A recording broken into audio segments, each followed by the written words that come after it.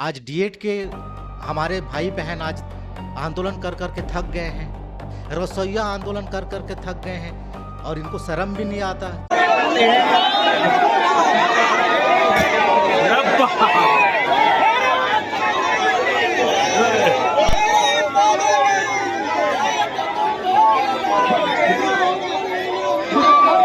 उस मुख्यमंत्री सोए हुए मुख्यमंत्री को आज ये बताने आए हैं कि ये छत्तीसगढ़ का किसान सोया नहीं है,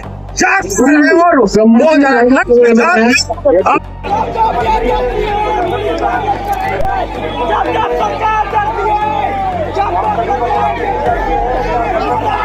हम उन किसानों के लिए आंदोलन कर रहे हैं जो आज रो रहा है, घूम रहा है, त्रस्त है, कभी एग्री स्टेक में टोकन नहीं कटने से, कभी खाद नहीं मिलने से।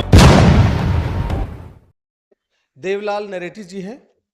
हम एक बात इनके बारे में बता दें कि ये जिला पंचायत सदस्य हैं, आम आदमी पार्टी के वर्तमान कार्यकारी अध्यक्ष हैं और तमाम जगह बड़े सक्रिय हैं, काफी समय से ये जुड़े हुए हैं। सर, आपका स्वागत है। और आज सीएम घेराव जो आपने करा है उनके बारे में बताइए। धन्यवाद। आज हम लोगों ने जो घेराव किया था, आपको पता है कि छत्तीसगढ़ में किसान आत्महत्याएं कर रहे हैं लगातार, है ना। ये समस्या आज से नहीं है, पिछले कांग्रेस के समय में भी ये बनी रही। भारतीय जनता पार्टी की सरकार में आने से पहले तो उन्होंने वादा किया कि हम मोदी का गारंटी है, दाना दाना किसान का एक एक दाना धान खरीदेंगे। उस दौरान तो नहीं बोला था कि आपका ज़बरदस्ती हम लोग रकबा समर्पण कराएंगे, एग्री स्टेक कराना है। फिर ये सब चोचलेबाजी क्यों? आज किसान रो रहा है, आज भी लाखों किसान अपना धान बेचने से वंचित है। आप खेती के समय में डीएपी की कमी, यूरिया की कमी, अब उसके बाद जैसे तैसे आदमी अपना फसल बचा पाया, तो धान जब बेचने की बारी आई तो नाना प्रकार के प्रपंच। अरे भाई, आप वोट सीधे सीधे लेते हो, सीधे सीधे फायदा पहुंचाओ।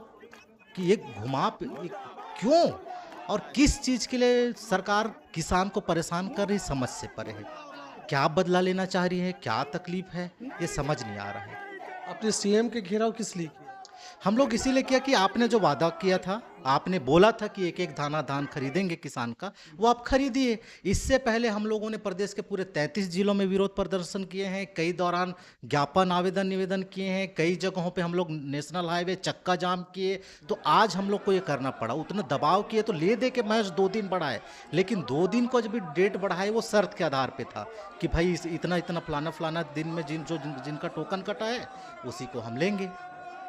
तो बाकी जो बचे फ्रेश किसान हैं वो कहाँ जाएंगे? कुल मिला के सरकार ने छला है।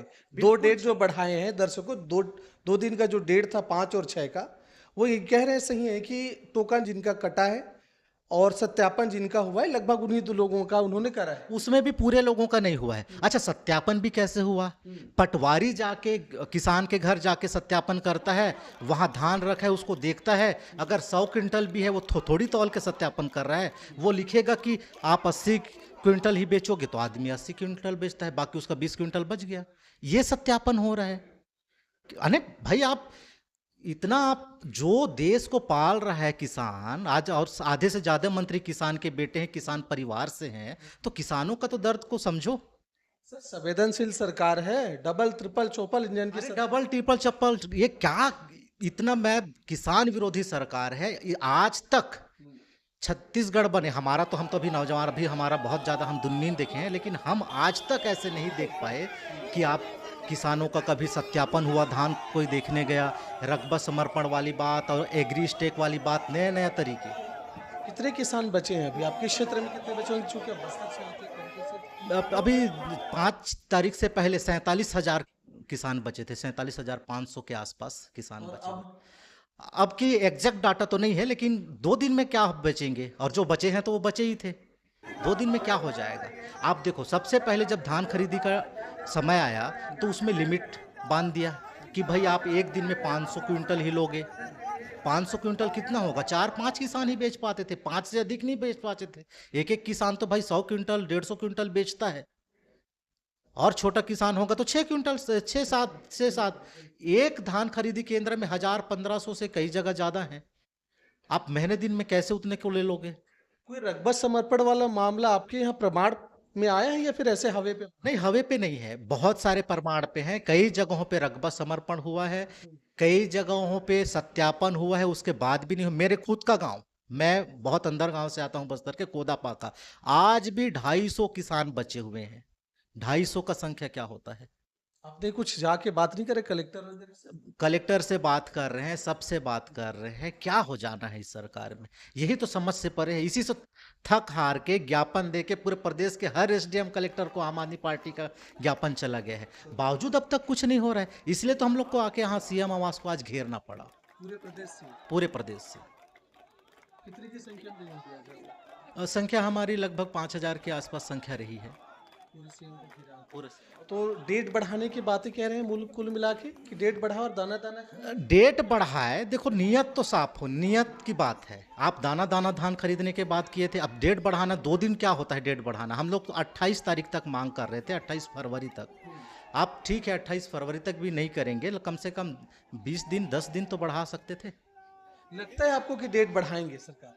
अब देखो, अब इस सरकार से क्या उम्मीद करें? पहले भी हम लोग को नहीं लगता था भाई, शुरू से नियत पे तो खोट है भाई। आप किस वजह से आए और कैसे कर दिए? आप बोले थे छत्तीसगढ़ में आने से पहले यहाँ युवाओं को रोजगार देंगे, लाखों रोजगार देने की बात किए।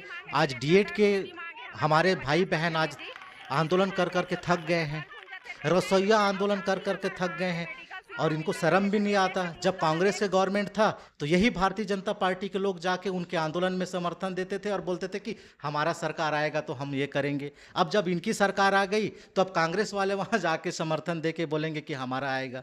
तो भाई एक तरह से इन लोग फुटबॉल समझ के यहाँ छत्तीसगढ़ के लोगों को खेल रहे हैं, इस पोल से मारो उस पोल में, होना कुछ नहीं।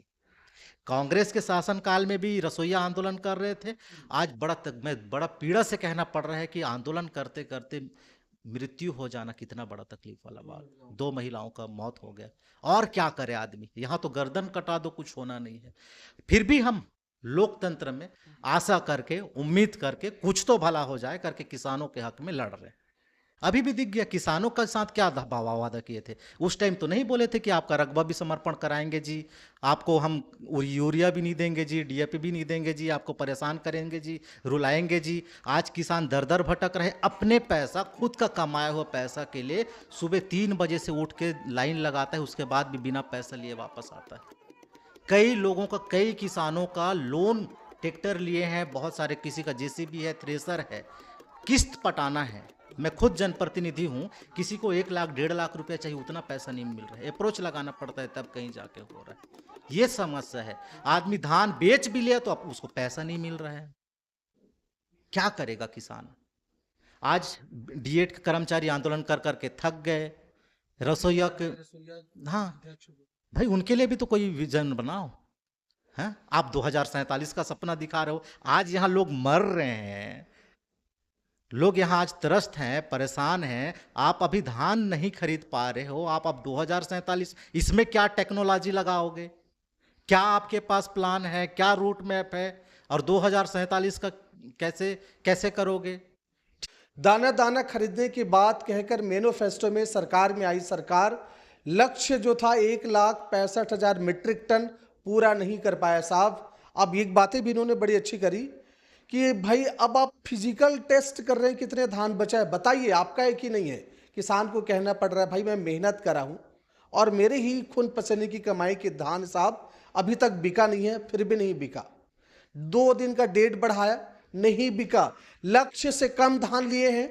दाना दाना खरीदने की बात करने वाले सरकार, इस साल सच में ऐसा लगता है कि धान का कटोरा कहा जाने वाला छत्तीसगढ़ में किसान परेशान है, नाराज है। दूसरी तरफ वो डीएड संघ और रसोईया संघ, आप वीडियो में भी देखे होंगे कि रसोईया संघ की जो प्रदेश अध्यक्षा है नीलू ओगरे करके, वो कह रही है कि उन्हें नजरबंद कर दिया गया, उनके ही घर में बाहर निकलने नहीं दिया जा रहा और पुलिस की तमाम पहरे हैं। दर्शकों, इस विषय में आप क्या सोचते हैं, अपना विचार जरूर रखिएगा। आप देख रहे हैं महानदी न्यूज। जय हिंद, जय छत्तीसगढ़। सर बहुत बहुत धन्यवाद। Thank you sir.